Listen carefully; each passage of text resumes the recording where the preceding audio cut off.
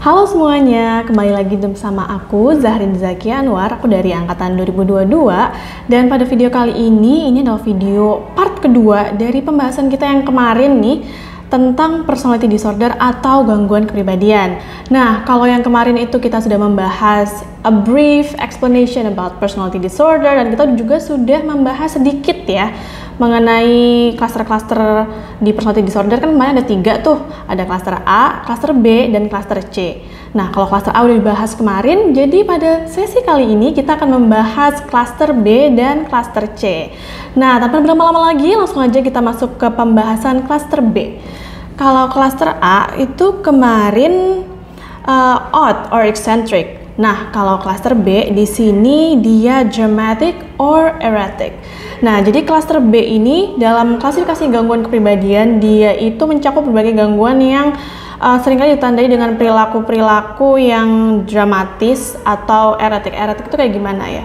Mungkin kalau sedikit bisa sambil kita mengingat nih yang sebelumnya udah dipelajari di video lalu, kalau kalian holding a party and the cluster B people were to be invited to your party, you would ban them from your future parties. So, kelompok ini mencakup 4 jenis gangguan utama. Yang pertama itu ada antisocial personality disorder, yang kedua ada histrionic, lalu ada narcissistic, dan ada yang terlewat tadi borderline personality disorder. Nah, jadi beragam ya tanda-tanda dari gejala atau gangguan ini, mulai dari ada melanggar aturan sosial, terus ekspresi emosional yang berlebihan, because again one of their characteristic is dramatic, dan perilakunya juga nggak konsisten, which is erratic, dan self esteemnya ya naik turun atau tidak realistis. Nah, jadi individu di klaster ini bisa dibayangkan ya, mereka sedikit sering kali menunjukkan kesulitan dalam menjalin dan mempertahankan hubungan yang stabil, karena mereka sendiri juga tidak selalu dalam kondisi yang stabil gitu. Oke, langsung aja kita mulai. Gangguan pertama di klaster B ini, yang pertama yaitu gangguan kepribadian antisosial, antisocial personality disorder. Nah, kalau misalnya kalian pertama kali mendengar kata itu, apa nih yang pertama kali terbesit di kepala kalian? Pasti, wah, mungkin orang yang cenderung menghindari interaksi sosial, mungkin orang-orang yang cenderung pendiam. Nah, ternyata itu salah, teman-teman. Nah, jadi sambil aku jelasin ya. Jadi gangguan kepribadian antisosial ini biasanya itu justru gejala utamanya adalah mereka punya sikap yang tidak menghargai dan bahkan melanggar hak orang lain. Jadi biasanya disertai oleh perilaku kriminal. Terus individu dengan gangguan ini tuh cenderung tidak jujur, mereka cenderung menipu untuk kesenangan pribadi, terus mereka menunjukkan impulsivitas serta ketidakmampuan merencanakan masa depan. Mereka juga konsisten tidak bertanggung jawab dan tidak menunjukkan rasa penyesalan atau bersalah gitu setelah melakukan tindakan-tindakan yang sebelumnya udah disebutin tadi. Dan ciri-ciri ini biasanya umumnya muncul atau bisa kita identifikasi sebelum usia 15 tahun. Jadi perilakunya kayak tadi tuh, berbohong, membolos, kabur dari rumah, mencuri, berkelahi, itu contoh-contohnya ya. Dan bahkan sampai untuk yang jenjang parah tuh penyalahgunaan obat gitu. Dan tapi kalau misalnya tadi kan aku bilang kalau ini bisa, ciri-cirinya mungkin bisa diidentifikasi dari umur 15 tahun. Nah, tapi untuk menegakkan diagnosa atau untuk seseorang dapat didiagnosis memiliki gangguan kepribadian antisosial ini bisa diidentifikasi setelah mereka berusia 18 tahun. Dan ya, uniknya individu dengan gangguan ini mereka biasanya memiliki kemampuan verbal yang baik, dan jadi mereka bisa menarik perhatian orang lain gitu. Jadi beda banget kan ya sama mungkin impresi pertama yang muncul di otak kita ketika kita pertama. Nah, kalau di DSM-5 kriteria for antisocial personality disorder itu of course tadi udah sempat aku singgung dikit, mereka cenderung neglectful terhadap hak-hak orang lain, they do not care, dan ciri-cirinya tuh ada di DSM itu ada banyak kriterianya ya. Cuman kalau sudah melewati 3 atau lebih dari ciri yang disebutin DSM-5, diantaranya itu seperti kegagalan mengikuti norma sosial, terus perilaku kriminal yang berulang, penipuan dan kebohongan untuk keuntungan pribadi, impulsivitas, mereka cenderung hot-headed, jadi mereka gampang marah, jadi sangat irritability-nya tuh tinggi gitu. Terus mereka kecerobohan tuh karena mereka tidak berpikir panjang, jadi mereka mengabaikan keselamatan orang lain gitu. Jadi they kind of run from their responsibility. Dan setelah ya berbagai tindakan yang berpotensi membahayakan dan merugikan orang lain tersebut, mereka juga tidak menunjukkan adanya perasaan menyesal atau bersalah. Jadi there's a lack of regret here. Jadi mereka cenderung merasionalisasi perilaku yang menyakiti, menganiaya, atau merugikan orang lain tersebut. Nah, sama seperti penjelasan aku yang sebelumnya, tentunya ada batasan diagnostiknya ya. Jadi once again hanya diberikan kepada individu yang berusia minimal 18 tahun dengan bukti gangguan perilaku yang tadi bisa kita identifikasi itu sejak umur 15 tahun. Jadi there's a conduct disorder. Dan gejalanya itu nggak semata-mata tidak terjadi selama mereka mengalami skizofrenia atau bipolar disorder. So that's it. That's a brief explanation about antisocial personality disorder. For more, mungkin kalian bisa mengakses dari sumber-sumber lain karena we have a lot to catch up here. So without further ado, let's just move on to our next session, which is kalau tadinya aku sudah nyebutin nih ciri-ciri atau karakteristik atau gejala dari antisocial personality disorder. Nah, mungkin kalian lebih mengasosiasikannya kok ini mirip psychopathy karena mereka ada lack of regretnya ya. Nah, jadi di sini aku bakal bahas briefly about psychopathy versus antisocial. So, psychopathy dan gangguan kepribadian antisosial atau di sini kita sebutnya ASPD, antisocial personality disorder, di mereka sama-sama menunjukkan perilaku antisosial dan lack of empathy tadi. Namun kalau di psychopathy ini lebih menonjolkan aspek emosi yang dangkal, manipulatif dan karismatik.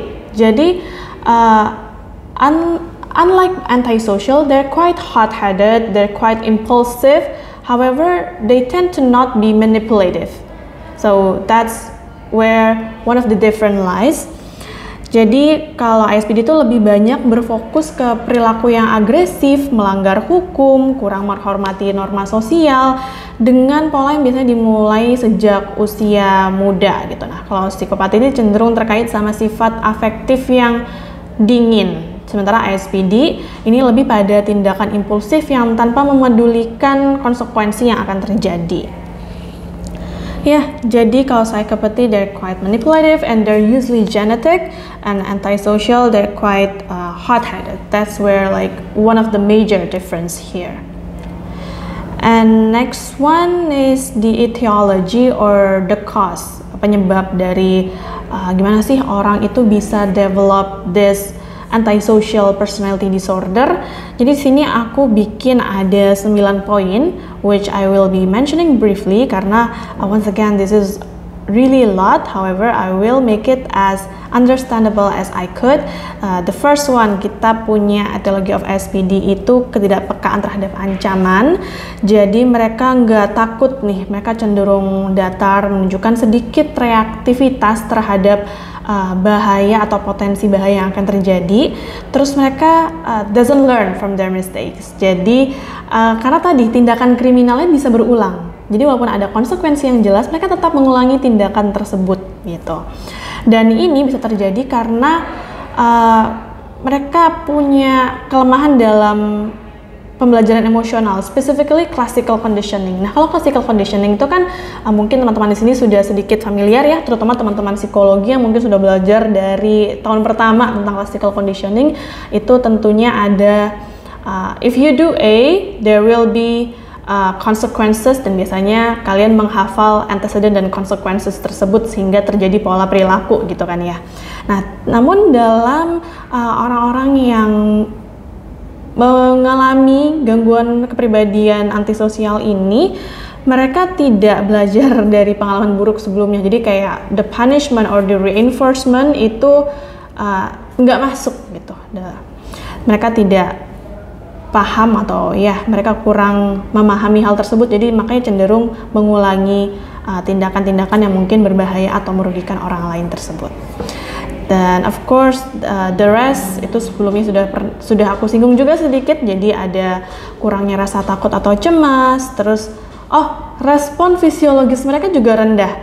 Jadi respon tubuh mereka itu juga, misalnya kalau kita cemas tuh kita ngapain? Kita pasti fidgeting gitu ya. Nah tapi kalau di mereka enggak, atau mungkin kayak kita tuh deg-degan, berkeringat gitu. Nah di mereka tidak. Jadi lebih bukannya tidak ada, tapi lebih rendah gitu.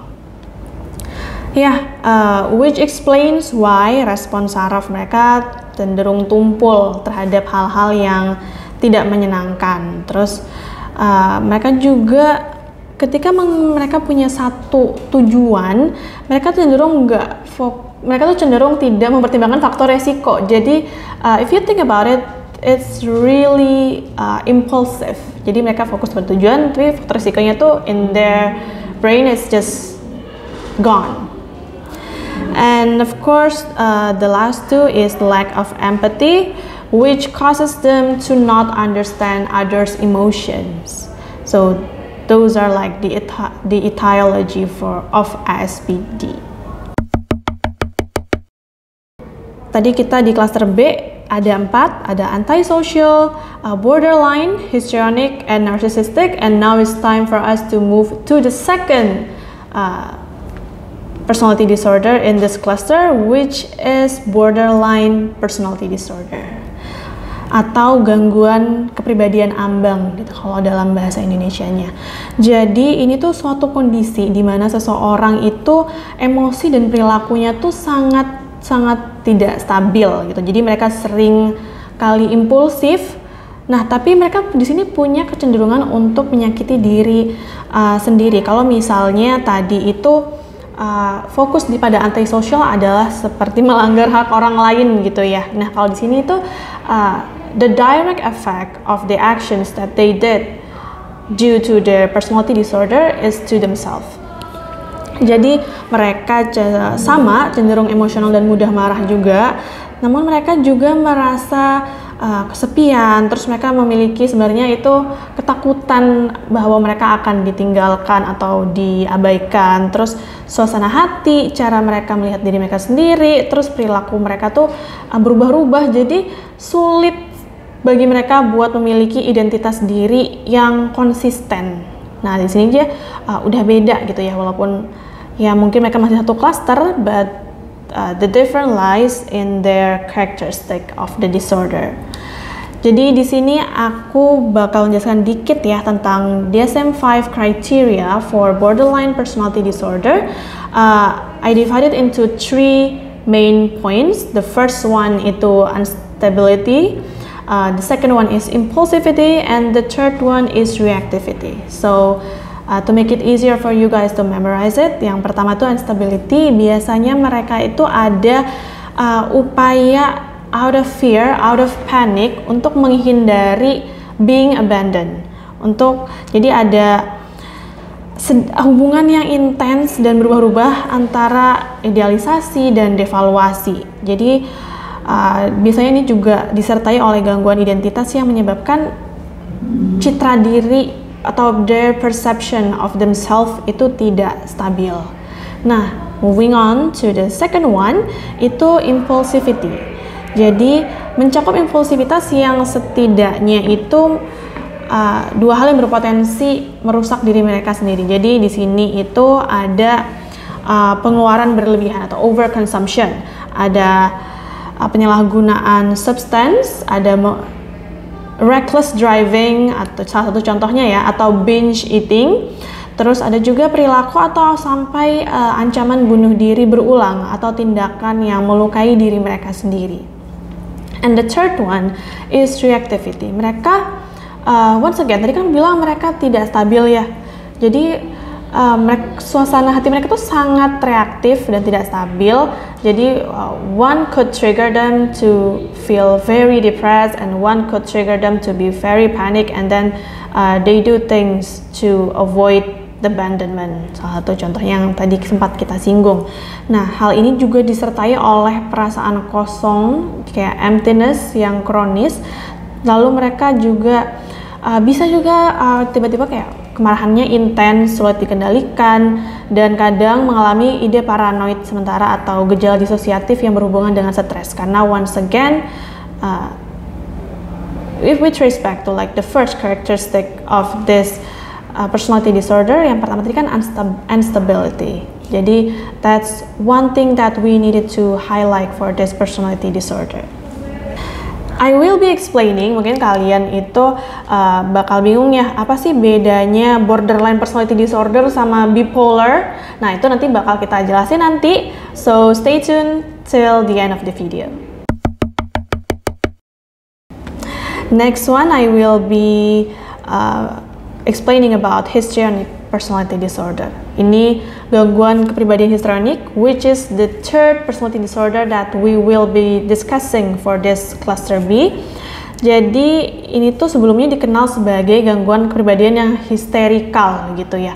Ditandai oleh perilaku yang bersemangat, dramatis, cenderung imagine grand gestures.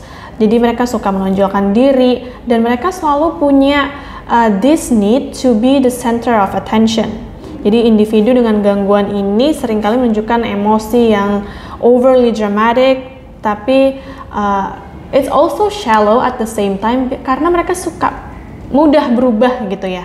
Jadi mereka cenderung melebih-lebihkan, membuat segala sesuatu seolah-olah lebih penting daripada yang sebenarnya, dan biasanya mereka juga sangat memperhatikan penampilan fisik demi menarik perhatian dan sering menunjukkan perilaku yang provokatif, merayu atau menggoda, dan surprisingly it is more common to be found in women.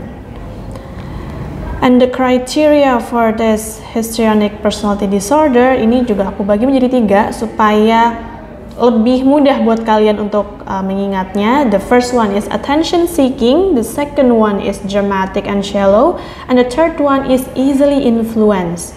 Jadi yang di attention seeking, jadi mereka tuh nggak nyaman. Jadi kalau tidak menjadi pusat perhatian, dan ya mereka sering menggunakan penampilan fisik mereka untuk menarik perhatian.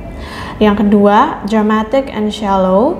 Jadi interaksinya tuh kalau misalnya kalian mungkin mendapatkan kesempatan untuk berinteraksi oleh salah satu orang yang mempunyai histrionic personality disorder, you guys would know that mereka tuh perilakunya sering menggoda atau provokatif yang tidak sesuai, terus ekspresi emosi yang cepat. Jadi if I were to describe it, it's like watching a theatrical show. Jadi gaya bicaranya tuh ya over dramatic, berlebihan, namun it lacks detail. That's why it's dramatic and shallow.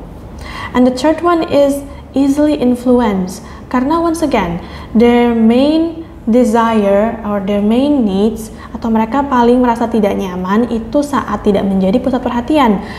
Jadi apa variabelnya sih? Kan perhatian. Nah, perhatian itu dari siapa? Dari orang sekitarnya. Of course, that's why they're easily influenced. Jadi mereka mudah dipengaruhi oleh orang lain atau situasi, because the attention that they seek is from others. Serta menganggap hubungan lebih akrab atau intim daripada kenyataannya. So they tend to dramatize your relationship. Jadi kayak misalnya sebenarnya kalian be aja nih sama mereka, tapi they would say that, oh yeah, I'm really best friend, soulmate with this person. So that's one of the concrete example. And last but not least, the last personality disorder that we will be discussing in cluster B is narcissistic personality disorder. Nah, mungkin kayak, I don't know if it's the same as you guys, but on my TikTok For You page, it's basically saying that everyone that you condemn as annoying is narcissistic, which I think is not true. And here I will be giving a little bit psychoeducation on why it shouldn't continue on like that. Jadi kita mulai dari definisi narcissistic personality disorder dulu. Jadi narcissistic itu ada a little bit of story time perhaps ya, before we get serious, dan supaya kalian tidak bosan juga. Itu tuh dari mitologi Yunani. Jadi ada pemuda yang namanya Narcissus. Nah, dia itu very handsome. Dan one day he looks at his reflection at the lake, dan he fell in love with his own reflection, and he tried to like kiss the reflection on the river, and he ends up drowning. Jadi dia tenggelam karena he fell in love with his reflection. So that's why the term narcissistic comes from. It's from his name, Narcissus. Jadi of course sesuai cerita tadi itu ditandai dengan keyakinan diri yang berlebihan. Jadi fokus kuat pada fantasi kesuksesan kalau di sini ya, dimana individu itu merasa dirinya itu unik dan istimewa sehingga mereka menuntut adanya perhatian khusus. Jadi mereka cenderung self-centered, mereka kurang mampu berempati karena they often think that they're like the most important person in this whole world. Dan mereka cenderung ambisius, seringkali bersikap arogan dan iri terhadap orang lain, dan juga ada kecenderungan untuk mengabaikan kebutuhan orang lain, dan mereka biasanya cenderung sulit ya untuk menerima kritik gitu, because in their eyes they're perfect. That's why Narcissus fell into the lake. Okay. The criteria for narcissistic personality disorder, just like the other explanations that I've done before, aku bagi juga menjadi 3. Yang pertama itu ada need to be admired. They have the second one is they have this unique perception of self, and the third one is exploitative. Jadi kita bahas satu-satu. Yang dari the need to be admired, of course, mereka mementingkan diri sendiri secara berlebihan, melebih-lebihkan prestasi atau mungkin bakat mereka karena mereka ingin dikagumi gitu. Jadi fokus pada fantasi kesuksesan yang ya tidak terbatas atau kekuatan atau sangat cemerlang gitu.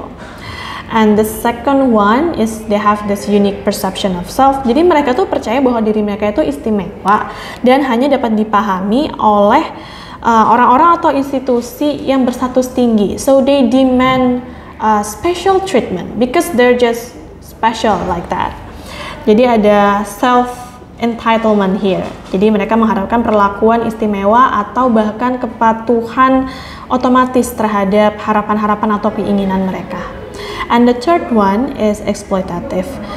This is due because they lack empathy. Dan jadi mereka nggak mau mengenali perasaan atau kebutuhan orang lain karena in their head they're the most important thing, that they're the only thing that matters in this whole world. Jadi dari sini juga mereka dapat menunjukkan sikap angkuh dan mereka akan merasa iri nih kalau orang lain ada yang mungkin diperlakukan lebih spesial gitu dibandingkan mereka. So that's it. We have covered like 4 personality disorder from cluster B. Jadi yang pertama tadi ada antisocial, ada borderline, ada histrionic, ada narcissistic. So I hope you guys can still catch up because we have one last cluster to be discussed here, which is cluster C. Jadi cluster C ini, kalau tadi kan cluster B itu dramatic or erratic. Kalau di cluster C ini karakteristiknya adalah anxious or fearful. If we trace back using the example of if you were to hold a party, they would come, but the party would be DOA or dead on arrival. Jadi di sini di cluster C ini ada 3 gangguan. The first one is avoidant, the second one is dependent, and the third one is obsessive compulsive. Jadi bakal kita bahas nih satu-satu definisi dan gejalanya masing-masing. Kita mulai dari yang avoidant. Jadi avoid itu menghindar ya. Jadi sesuai namanya, ini ditandai oleh penghindaran situasi interpersonal dan mereka cenderung memiliki sensitivitas yang tinggi terhadap penilaian negatif, penolakan serta kritik. Dan individu dengan gangguan ini sering merasa tidak percaya diri, sering merasa rendah diri, merasa malu. Jadi mereka punya very low self-esteem, mereka nggak yakin bakal diterima di their peer atau their environment. Dan ya, karena mereka punya keyakinan tersebut, mereka tidak memiliki teman dekat. Jadi ya, mereka juga cenderung menghindari pengambilan resiko atau mencoba kegiatan baru. Dan biasanya avoidant personality disorder ini mempunyai komorbid dengan depressive major and gangguan kecemasan sosial atau anxiety. Karena ya bisa dibayangkan ya dari gejalanya tadi. Nah, kalau dari DSM-5, avoidant personality disorder ini adalah pola pervasif dalam hambatan sosial, perasaan tidak mampu, again hypersensitivity terhadap evaluasi negatif. Lalu yang kedua, cenderung menghindari aktivitas pekerjaan yang melibatkan kontak interpersonal yang signifikan. Jadi mereka nggak nyaman nih dalam situasi sosial baru, nggak mau terlibat dengan orang lain, kecuali kalau mereka yakin mereka akan disukai. Jadi mereka cenderung, I would say, menghindari negative feelings, but it's kind of over the top. Serta menunjukkan pengekangan dalam hubungan intim karena mereka takut dipermalukan atau diejek. Dan lastly, mereka sering berpikir bahwa diri mereka itu akan dikritik atau akan ditolak. Jadi mereka, that's why they tend to avoid that. Jadi mereka have a very low self-esteem, memandang diri sebagai tidak kompeten secara sosial, tidak menarik, dan sangat enggan untuk mengambil resiko atau terlibat dalam aktivitas baru. Anything that is potentially embarrassing for them. So that's avoidant. We have 3 personality disorder to cover. Tadi avoidant udah kita bahas. Yang kedua yang akan kita bahas adalah dependent personality disorder. So kalau kalian independent itu mandiri, dependent is like the opposite, of course. Jadi mereka also punya lack of self-esteem. That's why mereka punya ketergantungan yang sangat tinggi terhadap orang lain dalam berbagai aspek kehidupan. Individu dengan gangguan ini memiliki kebutuhan yang intens. Jadi kebutuhan intens untuk diatur oleh orang lain. Jadi they do not want to make a decision for themselves, dan mereka cenderung bersikap patuh atau submissive, sulit mengungkapkan ketidaksetujuan, serta tidak mampu membuat keputusan tanpa dukungan orang lain. The major characteristic ini juga aku bagi menjadi 3. Of course, mereka kebutuhan yang berlebihan untuk dijaga. Terus yang kedua, mereka memiliki kesulitan membuat keputusan sehari-hari. Lalu yang selanjutnya, mereka kesulitan untuk memulai something first karena mereka kurang percaya diri. Jadi berusaha keras mendapatkan dukungan, dan juga untuk mendapatkan dukungan, that also means that they also fear to voice their ketidaksetujuan atau disapproval, karena they want agreement atau supportive factors from their environment to validate that their decision is correct. They're dependent on it. And lastly, we have obsessive compulsive personality disorder. Jadi OCPD ditandai oleh sifat obsessive and compulsive. Jadi they're obsessed and compulsed. They have this compulsion to do it over and over until it's perfect. Jadi untuk mengingat secara gampangnya itu ya, dari namanya aja bisa kalian tarik gitu definisinya. Jadi mereka tentunya punya sifat perfeksionis yang kuat dengan fokus berlebihan pada peraturan, keteraturan, detail, serta pencapaian yang sempurna. So everything has to be perfect and based on like standard operational procedure atau SOP gitu mungkin ya.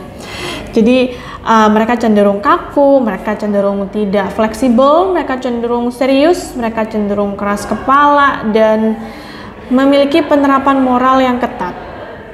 Ini mereka juga sulit mendelegasikan tugas, mereka sulit berkolaborasi dengan orang lain, dan sering merasa takut membuat kesalahan karena mereka have a high distrust that to other people that they cannot do the job as perfectly as they could have done it gitu. itu. Dan biasanya ini juga memiliki komorbiditas dengan avoidant personality disorder. Jadi mereka menghindar.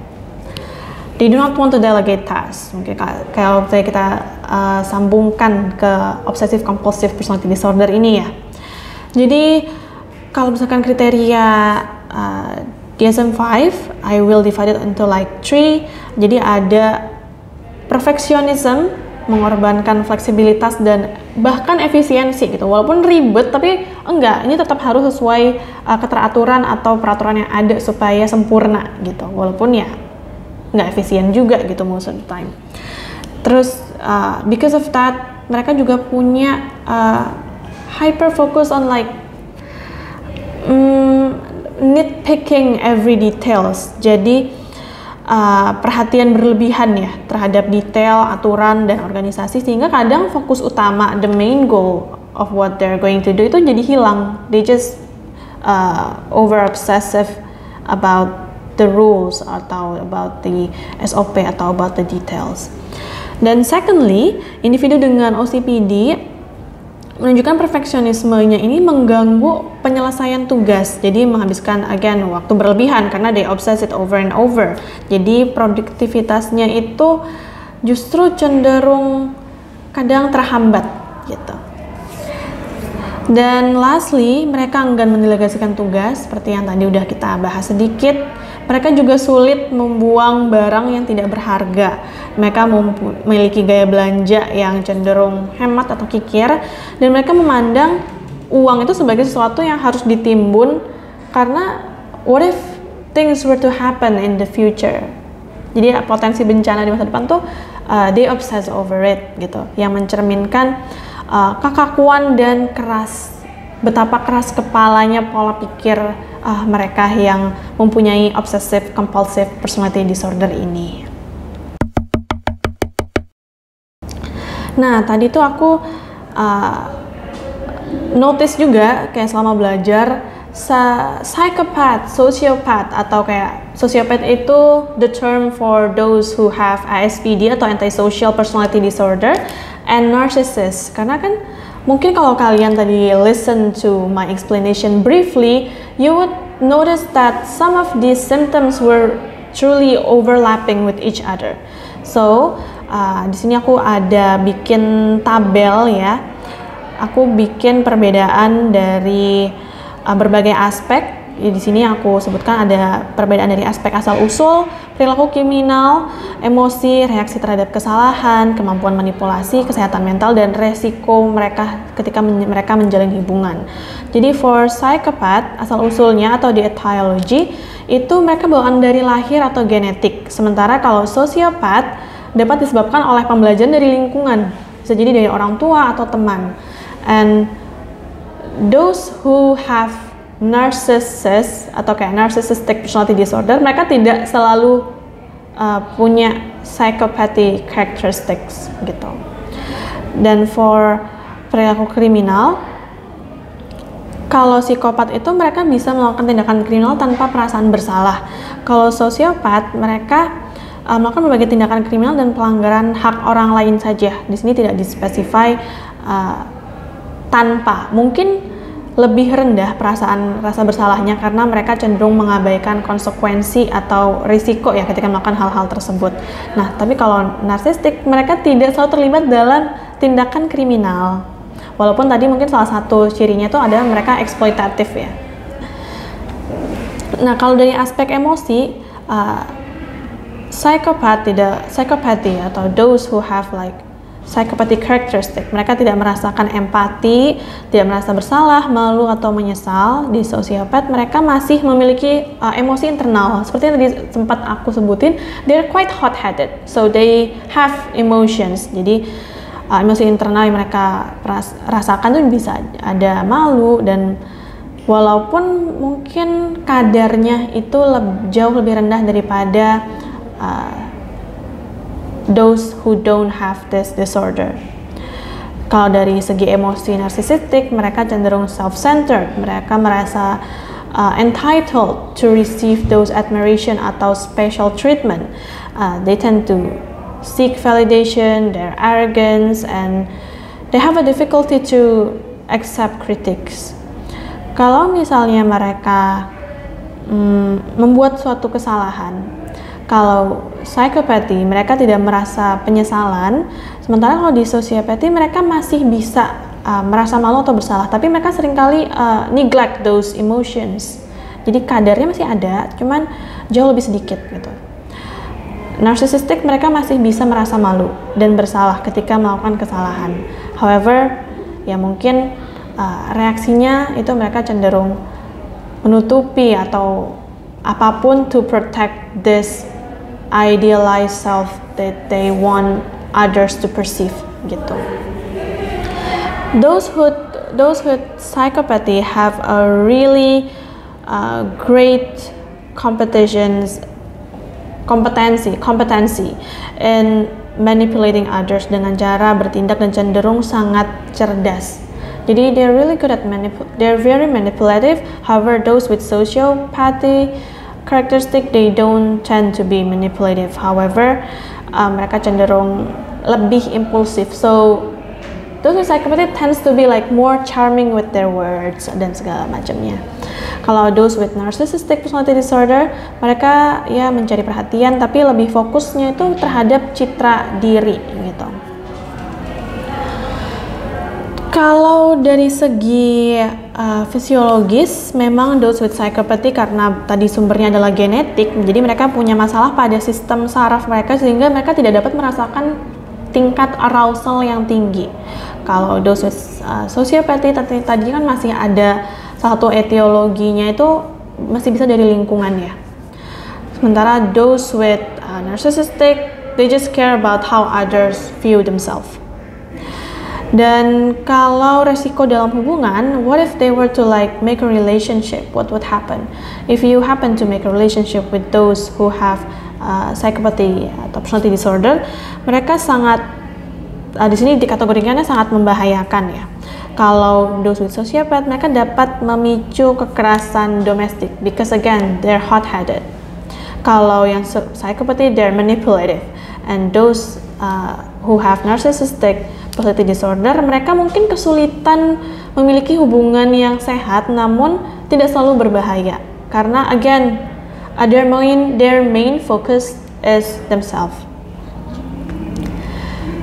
Nah, sama ini nih tadi yang aku janjiin ya di tengah-tengah, and I put it in like the last bit of this video, which is the differences between borderline personality and bipolar disorder. Jadi kita mulai dari definisi aja nih. Kalau borderline personality disorder itu salah satu bentuk gangguan kepribadian, sementara bipolar disorder itu salah satu bentuk gangguan mental. Jadi there's a clear difference here.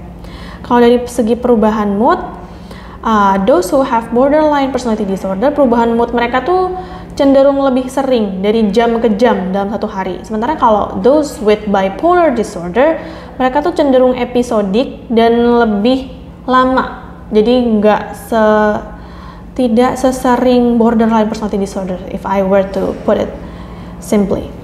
Kalau dari aspek gangguan borderline personality disorder itu merupakan bagian dari aspek kepribadian yang terganggu, sementara kalau bipolar disorder itu adalah kumpulan gejala mania dan depresi yang muncul dan hilang setelah beberapa waktu. Durasi gejalanya, kalau those who have like borderline personality disorder cenderung bertahan dalam waktu yang lama, sementara kalau bipolar disorder gejala yang muncul karena gejalanya tadi itu muncul dan hilang gitu, jadi tidak bersifat permanen. Kalau dari segi self-harm, borderline personality disorder, kayak tadi kan aku sebut mereka cenderung harming themselves sebagai salah satu bentuk coping dalam mengatasi stres. Sementara kalau di bipolar disorder, the disorder itself is not the main cause of them doing the self-harm. So that's where the difference lies. Kalau keterkaitan dengan gangguan lain atau kayak comorbidity, borderline personality disorder itu dapat terjadi bersamaan dengan mood disorder seperti gangguan depresi. Dan kalau bipolar disorder, penderitanya belum tentu memiliki borderline personality disorder. Jadi kayak misalnya nih, borderline personality disorder itu bisa comorbid dengan depresi dan bipolar. Tapi orang yang bipolar belum tentu dia juga punya borderline personality disorder. So, to put it simply, it's like that. Dan dari segi perilaku manipulatif yang ditampilkan, itu borderline personality disorder itu sangat menonjol, sementara di bipolar personality disorder itu mereka tidak menunjukkan perilaku manipulatif. So I hope it clears up your confusion between borderline personality disorder dan bipolar disorder. Memang sih ada beberapa gejala yang timpang tindih gitu antara satu sama lain. Jadi I hope this explanation clears up your confusion, and that will be the last materials yang we will be learning today. And this is unfortunately the end of this video of personality disorder. So feel free, if you have any questions, you guys can drop in the comments or ask me directly through my Instagram atau comment works. Actually, I don't Instagram, I'm not sure everybody here knows my Instagram, but if you want to search it, it's just search my name, Zahrin Zakia, it will show up. So okay, I will be closing this session for today. It's very pleasant to learn with you guys, and see you on the next video.